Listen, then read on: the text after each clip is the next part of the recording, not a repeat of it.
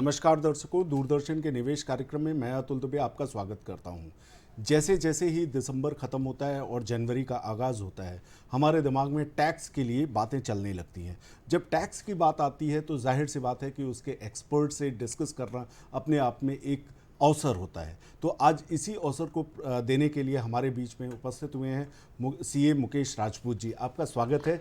मुकेश जी, आप जो है आयकर के एक एक्सपर्ट हैं और सीए प्रोफेशन से सीए हैं, तो इस वजह से दर्शकों आप जो है हमसे लाइव जुड़ करके प्रश्न पूछ सकते हैं। और हमारा लैंडलाइन नंबर है 0755-266-0049।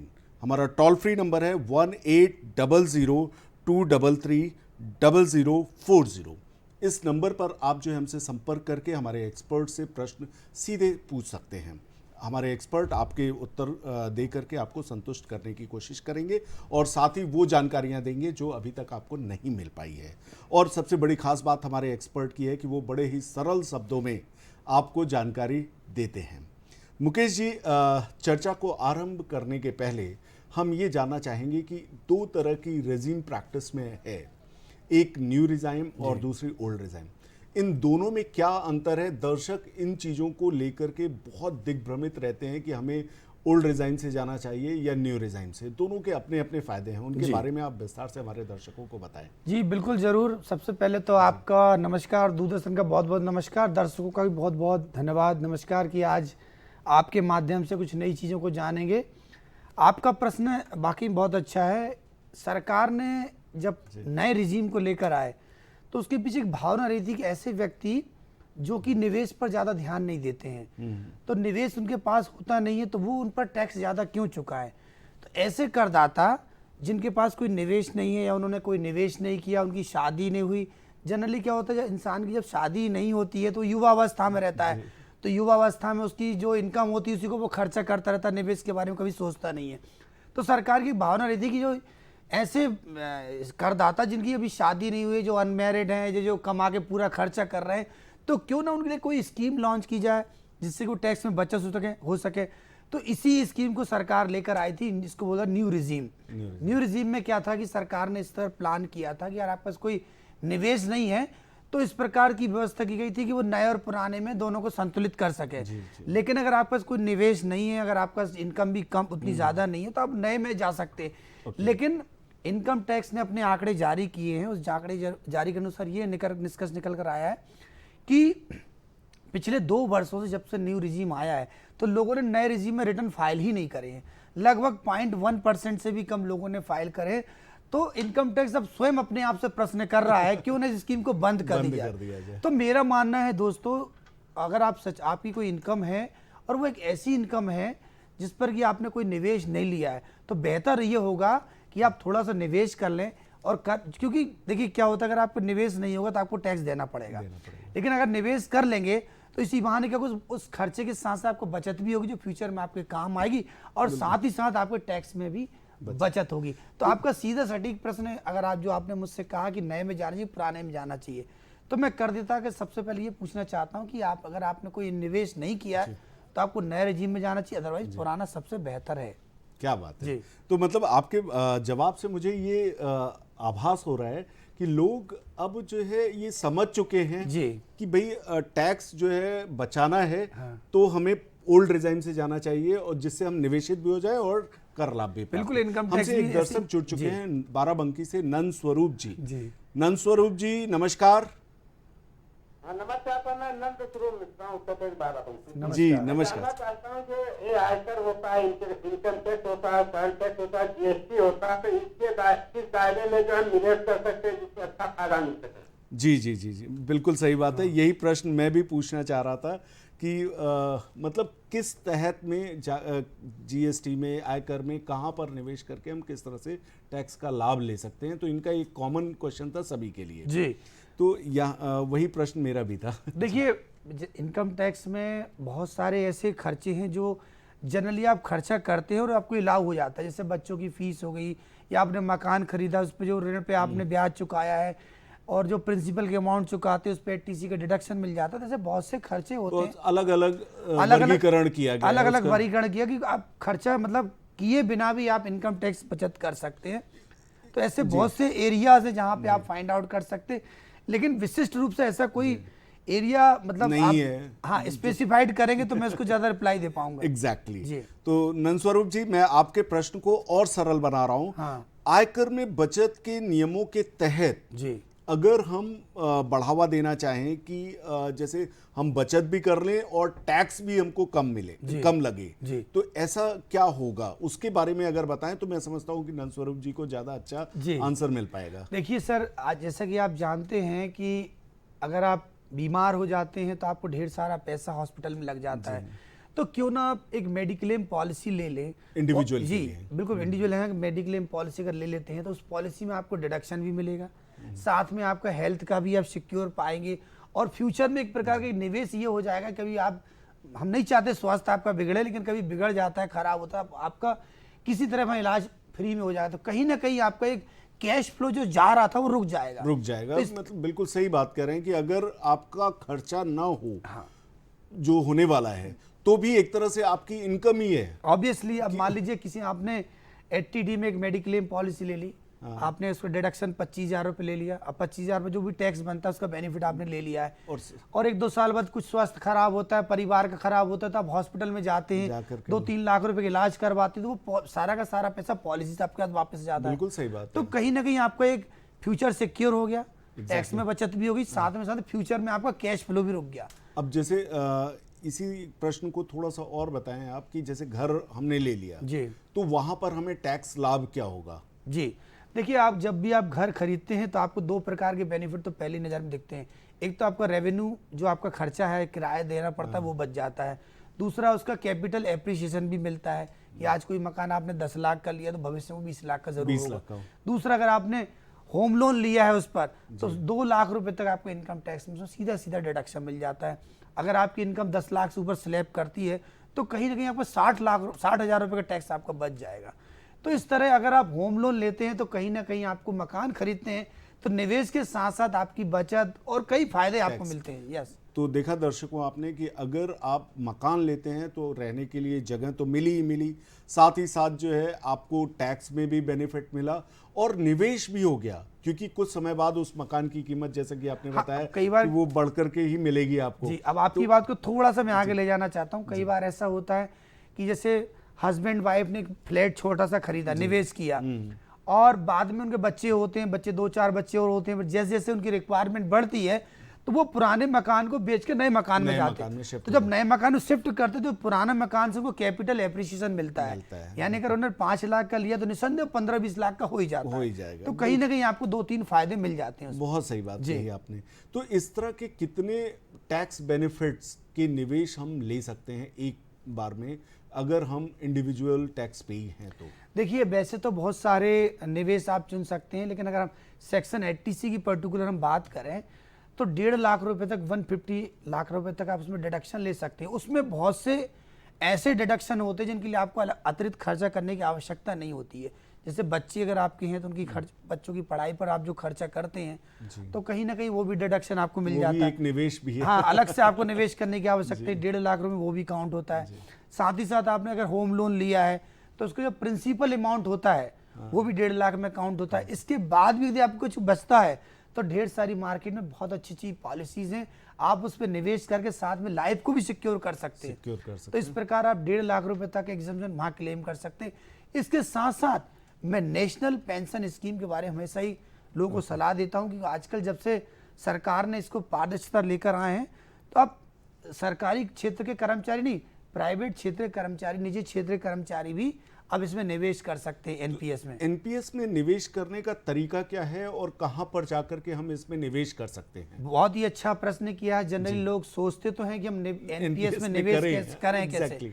तो देखिए, जहां पर आपका सैलरी अकाउंट होता है, जहां पर भी आपका एक खाता है, आप उस ब्रांच से कांटेक्ट करेंगे तो आपको एक एनपीएस अकाउंट नंबर बनेगा, अकाउंट नंबर, और वो अकाउंट नंबर यूनिक होता है, एक ही बार बनता है और आप उसमें हमेशा निवेश कर सकते हैं। एनपीएस एक लॉन्ग टर्म प्लानिंग है और हम उसको AAA का कैटेगरी भी मानते हैं, क्योंकि जब आप निवेश करते हैं तब एग्जम्प्ट मिलता है।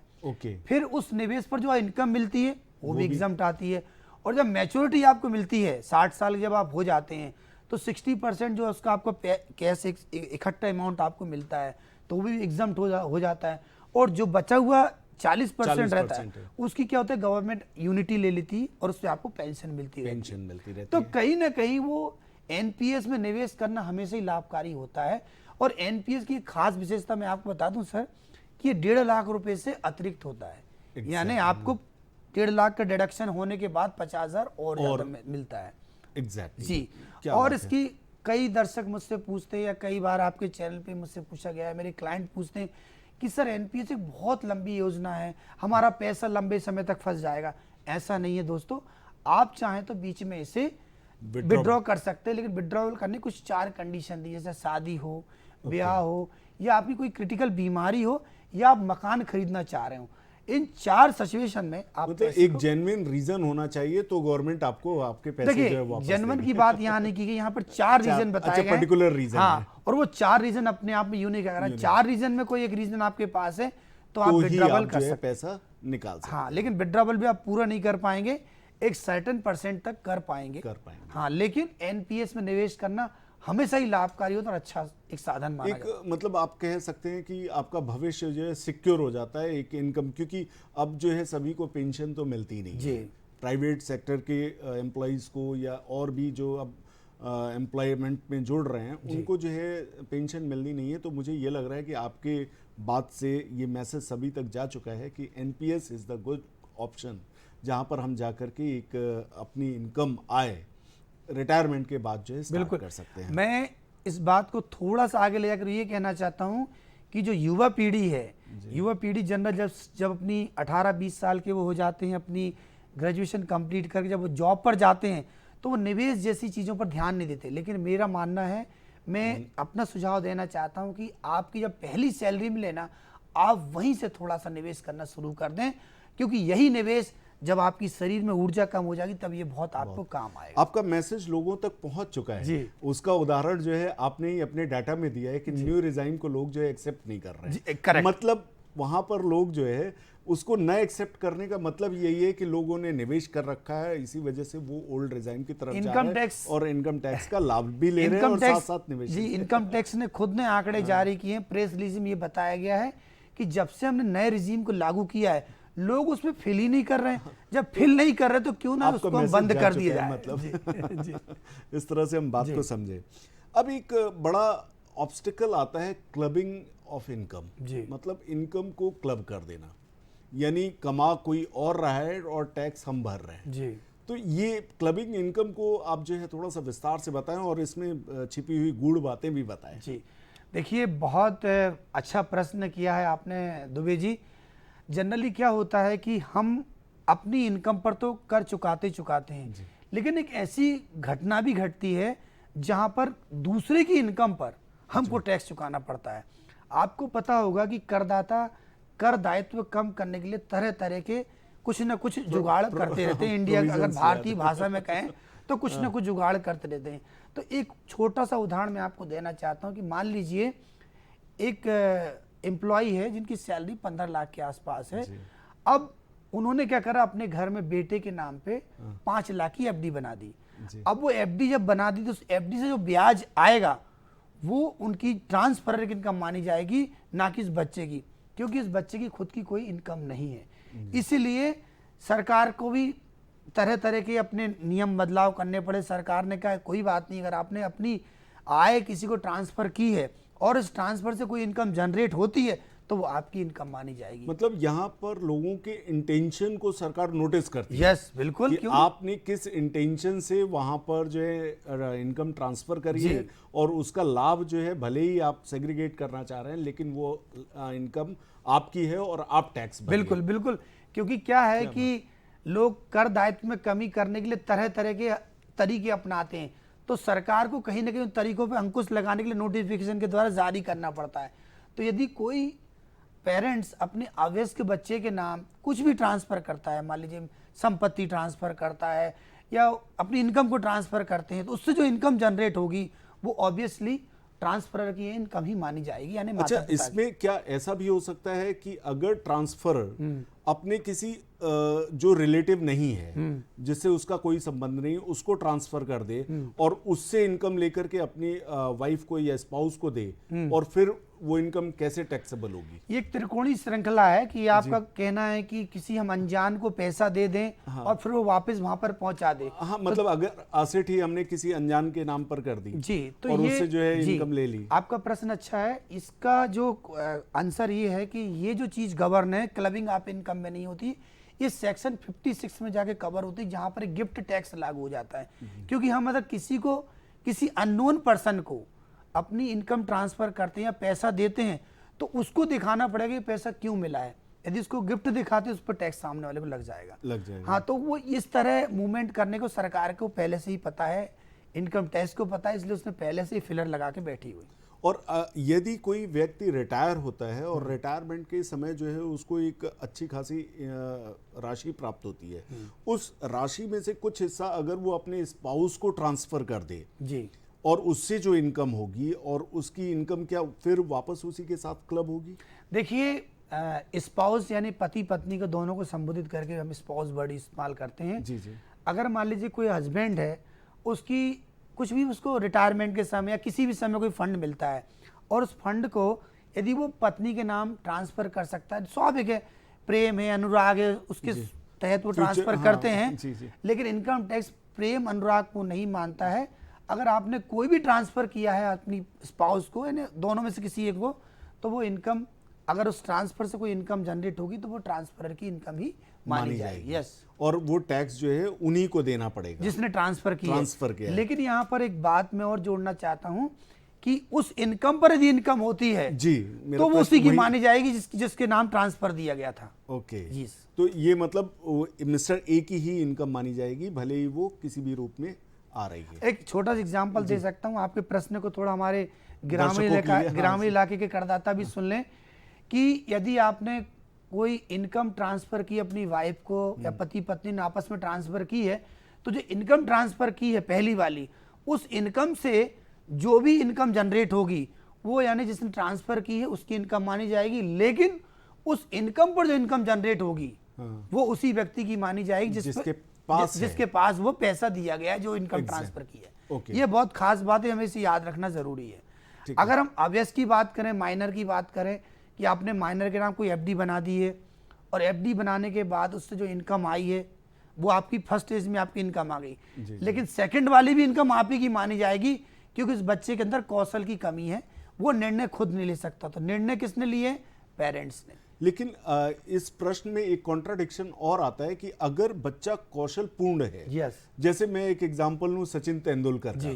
सचिन तेंदुलकर 16 वर्ष की आयु में वो करोड़पति बन गए थे, लेकिन उनके माता पिता इत्तेफाक से टैक्स नहीं भरते थे। तो ऐसी दशा में किसकी इनकम मानी जाएगी? बहुत ही अच्छा क्वेश्चन है आपका।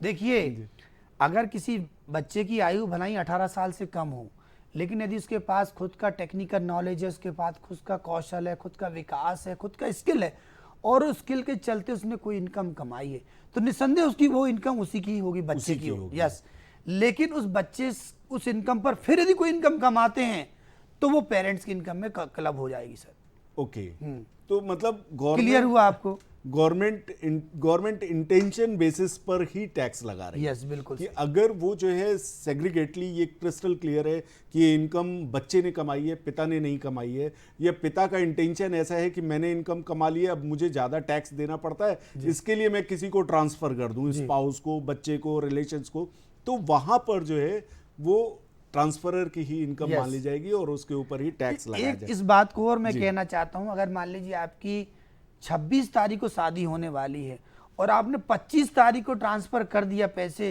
तो इस कंडीशन में वो ट्रांसफर की इनकम नहीं मानी जाएगी, वो उसकी ही मानी जाएगी, क्योंकि 26 तारीख से पहले वो पति पत्नी नहीं थे।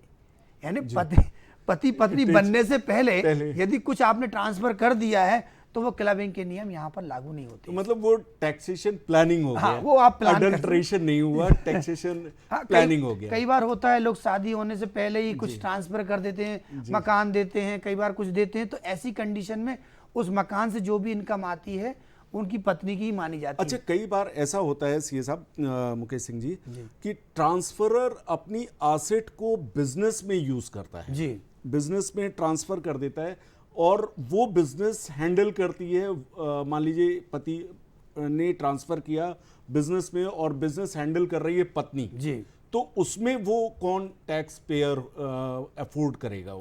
देखिए यहाँ पर बहुत सिंपल सा, इसमें ज़्यादा इसमें इनकम टैक्स घुमाता नहीं है। वो ये सिर्फ ये कहना चाहता है कि अगर आपके पास कोई प्रॉपर्टी थी जिसके आप लीगल ओनर थे और प्रॉपर्टी का इस्तेमाल करना आपने बिजनेस में दे दिया और बिजनेस ओन्ड है पत्नी के द्वारा। हाँ, अब उस कंडीशन में क्या है कि जो प्रॉपर्टी है, प्रॉपर्टी के बदले आपका बिजनेस यूज कर रहा है, तो उसका जो नोशनल रेंट है वो नोशनल रेंट ट्रांसफर के इनकम में जोड़ दिया जाएगा। ओके ओके, हाँ, उसमें बहुत मतलब इंटेंशन बेस्ड टैक्स पॉलिसी ही बनाई कहीं ना कहीं। देखिए मान लीजिए अगर आपका मान लीजिए कोई पर्सन है जो व्यवसाय में अपना संपत्ति ट्रांसफर करता है, तो जो भी संपत्ति ट्रांसफर करता है उस व्यवसाय से जो भी खर्चे बुक करेगा वो निसंदेह ट्रांसफर की इनकम ही मानी जाती है। बहुत अच्छी बातें आपने बताई। अब इसी के साथ जो है हम आपसे ये जानना चाहेंगे, चूंकि दिसंबर खत्म हो चुका है, जनवरी आने वाला है, बजट इसी के साथ ही बजट का एक आगाज काइंड ऑफ की लोगों के दिमाग में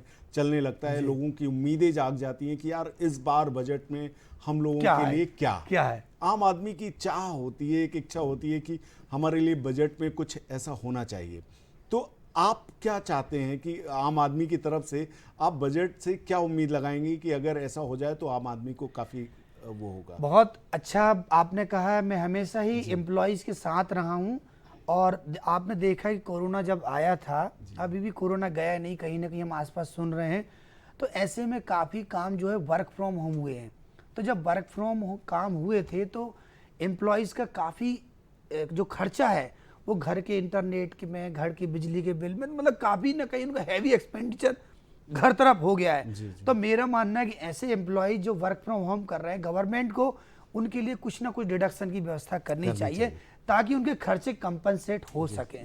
जनरली क्या होता है कि हम और आप लोग अगर ऑफिस में जाके काम करते हैं तो बहुत सारे खर्चे ऑफिस में बियर हो जाते हैं, लेकिन अगर वही एम्प्लॉय घर बैठकर काम करते हैं तो खर्चे निस्संदेह बढ़ जाते हैं, उसका डिडक्शन मिलना चाहिए। क्या बात है जी। अब मैं अपने नए करदाता जो इस साल जुड़ रहे हैं उनके लिए आप क्या संदेश देंगे संक्षेप में? देखिए, नए करदाता से हमेशा मैं सलाह देना चाहता हूं कि आप अपना निवेश का पोर्टफोलियो जरूर बनाएं।